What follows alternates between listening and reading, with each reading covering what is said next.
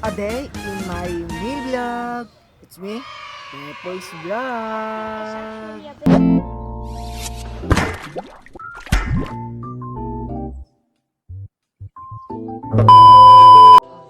What's up mga ka-Pepoys? Samahan niyo ako sa aking panibagong vlog. 3, 2, 1, let's go. Ito na pala yung part 1 ng aming pagja-jogging at super late na to dahil ngayon ko lang na-edit at i-upload. At sorry sa mga naghintay at yan, nag-stretching muna kami para iwas aksidente at maunat na din yung mga buto-buto namin. At niyaya lang pala ako ng kapatid ko para may kasama sila sa kanilang pagja-jogging. At yan, pagkatapos ay lumabas na kami para masimulan yung pagja-jogging namin at makapunta na kami sa destination namin.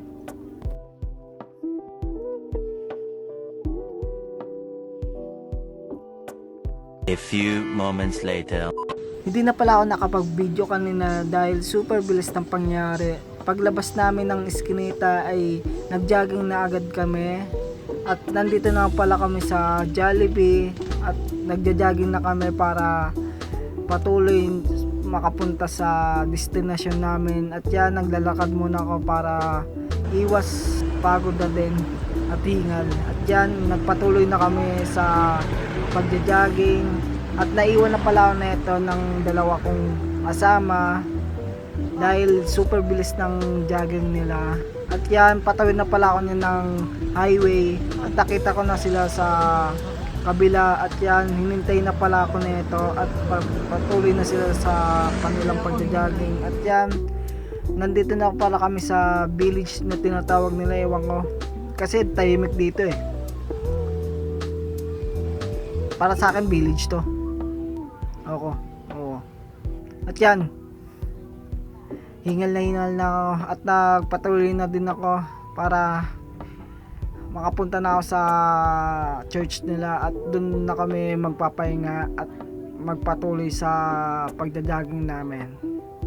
At yan, nandito na pala kami sa church nila at nandito na yung dalawa at binibira ko pa yung yan at papasok na pala ako ng church nila. At yan, ito pala yung church nila.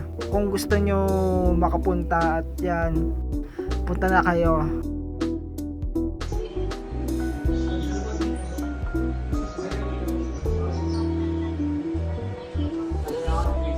Nasa labas na pala kami ng church nila para mag-stretching at para makapag-jogging na din dito sa kanilang village.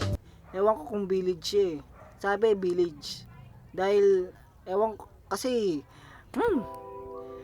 part kasi to ng addition hills. Yan.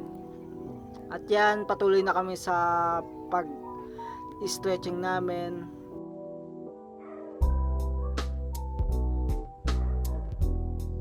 Nagpahinga muna pala ako nito dahil pagod na pala ako. At yan, patuloy pa din sila sa kanilang stretching. Mukhang buwang talaga yung kapatid ko, no? Ayan, patuloy ulit kami sa aming stretching. At maya maya ay magja-jogging na din.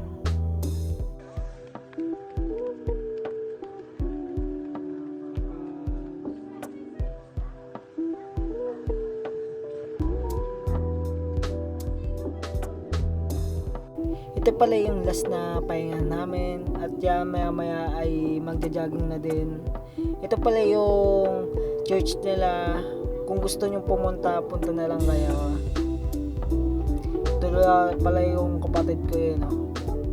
Ayan, nakakita pala kami ng dog dito. Ang laki gan.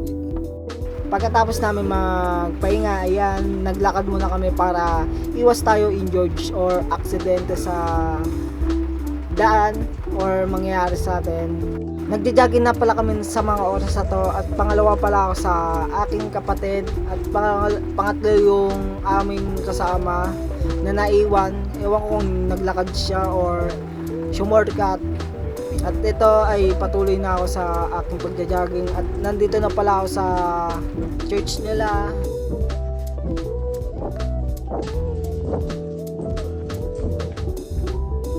Pauwi na pala kami sa amin at yan, Nagyaya pala kumain yung kasama namin. At ito pala yung pera niya. Ewan ko kung magkano yun. Pero madami ang pera at lilibre pala kami niyan ng mami. A few inches later. Nandito na pala kami sa Jollibee at dito pala kami dumaan kanina at papunta na kami sa pagkakainan namin sa Abis. Dahil doon lang yung may street food or kainan. Uy, umuulan na! Hoy! Sorry akin. Sorry guys. Umuulan na kasi. At yan, patuloy na kami sa aming paglalakad. At nagkikwentuhan muna kami para hindi kami mainip. At yan, malapit na kami sa aming kakainan sa Abis.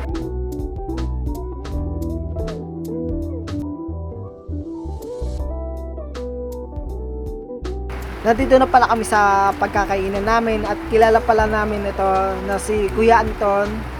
At dito pala kayo kumain para masarap yung mami ninyo. At yan, naka-reserve na yung pagkain namin. Ito ay libre na ng kaibigan namin. At yan, relax muna. Kainan na.